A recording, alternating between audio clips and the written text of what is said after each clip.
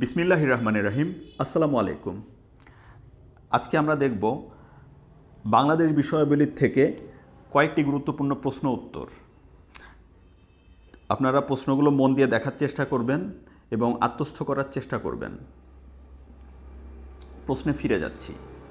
জাতীয় চলচ্চিত্র দিবস কবে? জাতীয় চলচ্চিত্র দিবস হলো ৩রা এপ্রিল। ভূপ্রাকৃতিক মানচিত্র কাকে বলে? ভূমির উপরস্থ সকল ধরনের প্রাকৃতিক এবং মানুষের তৈরি বস্তু বা স্থাপনার বিস্তারিত এবং সঠিক লৈখিক অবস্থানের ভিত্তিতে তৈরি মানচিত্র হচ্ছে ভূপ্রাকৃতিক মানচিত্র।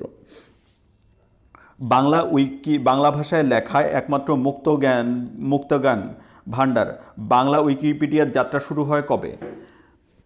বাংলা ভাষায় লেখা একমাত্র মুক্ত জ্ঞান ভাণ্ডার বাংলা উইকিপিডিয়ার যাত্রা শুরু হয় ২০০৪ সালে। জাদিপাই ঝর্ণা কোথায় অবস্থিত? জাদিপাই ঝর্ণা অবস্থিত বান্দরবান জেলায়। তিস্তা নদীর অভিমুখে ভারত কবে ব্যারাজ নির্মাণ করে?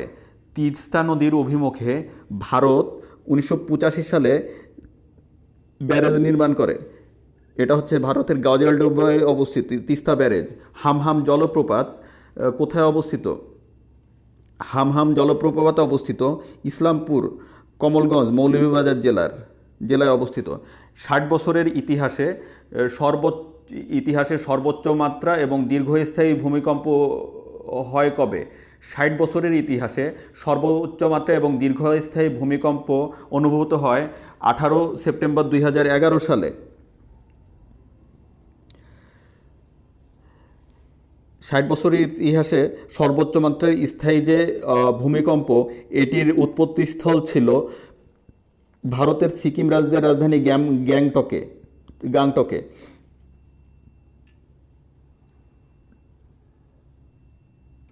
১২ মে ২০১১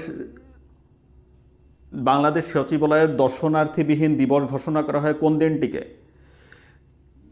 দর্শনার্থীবিহীন দিবস ঘোষণা করা হয় সোমবার, পূর্বে বৃহস্পতিবার ছিল। বাংলা চ্যানেল কি? বাংলাদেশের মূল স্থলভাগের শেষ বিন্দু টেকনাফের শাহপরীর দ্বীপ থেকে প্রবাল দ্বীপ সেন্ট মার্টিন পর্যন্ত ১৪.৫ কিলোমিটার সাগরপথকেই বলা হয় বাংলা চ্যানেল। এটি আবার পড়ছি, আপনারা একটু মনে রাখার চেষ্টা করবেন। বাংলাদেশের মূল স্থলভাগের শেষ বিন্দু টেকনাফের শাহপরীর দ্বীপ থেকে প্রবাল দ্বীপ সেন্ট মার্টিন পর্যন্ত মোট ১৪.৫ কিলোমিটার যে সাগরপথ, এটাকেই বলা হয় বাংলা চ্যানেল। তৈদু ঝর্ণা কোথায় অবস্থিত? তৈদু ঝর্ণা অবস্থিত খাগড়াছড়ি জেলার দীঘিনালা পাহাড়ে। সামাজিক ব্যবস্থা তত্ত্বের উদ্ভাবককে?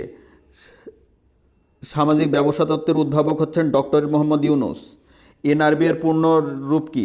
এনআরবি এর পূর্ণ রূপ হচ্ছে নন রেসিডেন্ট বাংলাদেশি। বাংলাদেশে প্রথম শস্য বীমা প্রকল্প চালু হয় কবে? ১৯৭৭ সালে বাংলাদেশে প্রথম শস্য বীমা প্রকল্প চালু হয়। দেশের প্রথম শস্য বীমা চালু হয় কবে?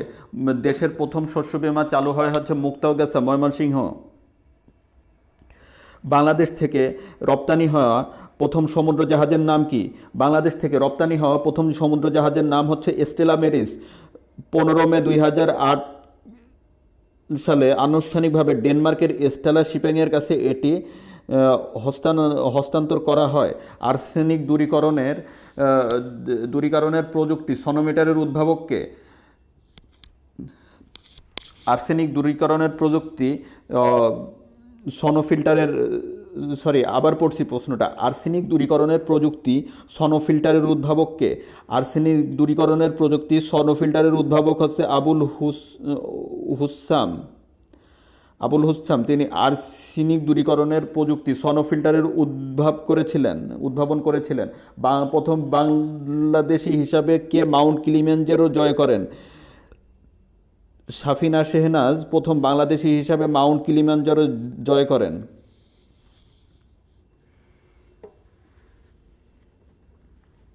বিশ্ব সাহিত্য কেন্দ্র প্রতিষ্ঠিত হয় কবে? বিশ্ব সাহিত্য কেন্দ্র প্রতিষ্ঠিত হয় হচ্ছে ১৯৮২ সালে। সিআরপি এর পূর্ণরূপ কি? Centre for Rehabilitation of the Paralysed. সিআরপির পূর্ণরূপ হচ্ছে Centre for Rehabilitation of the Paralysed. বাংলাদেশের প্রথম টেস্ট টিউব বেবির জন্ম হয় কবে? বাংলাদেশের প্রথম টেস্ট টিউব বেবির জন্ম হয় হচ্ছে 29 মে 2001 সালে ধানমন্ডি সেন্ট্রাল হাসপাতালের তিনটি কন্যা শিশু জন্ম হয়েছিল। আবার পড়ছি, বাংলাদেশের প্রথম টেস্ট টিউব বেবির জন্ম হয় কবে? 29 মে 2001 সালে ধানমন্ডির সেন্ট্রাল হাসপাতালে 3টি কন্যা শিশুর জন্ম হয়। প্রস্তাবিত তৃতীয় সমুদ্র বন্দর কোন নদীর মোহনায় অবস্থিত? প্রস্তাবিত তৃতীয় সমুদ্র বন্দর হচ্ছে রাবনাবাদ নদীর মোহনায় অবস্থিত। রাবনাবাদ নদী হচ্ছে পটুয়াখালীর কলাপাড়ার লালুয়া ইউনিয়নের চড়িপাড়াতে অবস্থিত।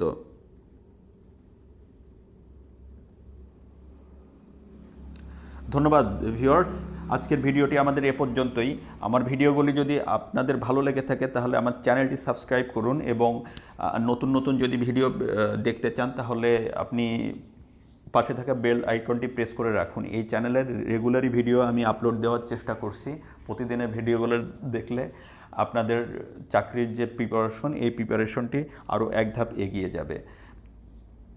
সবাই ভালো থাকবেন, সুস্থ থাকবেন এবং ফেসবুক, ইউটিউবে অযথাই স্ক্রল করে সময় নষ্ট না করে পড়াশোনার সাথেই থাকবেন, আমার চ্যানেলের ভিডিওগুলো দেখবেন। আপনার জীবনকে সুন্দর করে গড়ে তুলুন, সুস্থ থাকুন, সুন্দর থাকুন। আল্লাহ হাফেজ।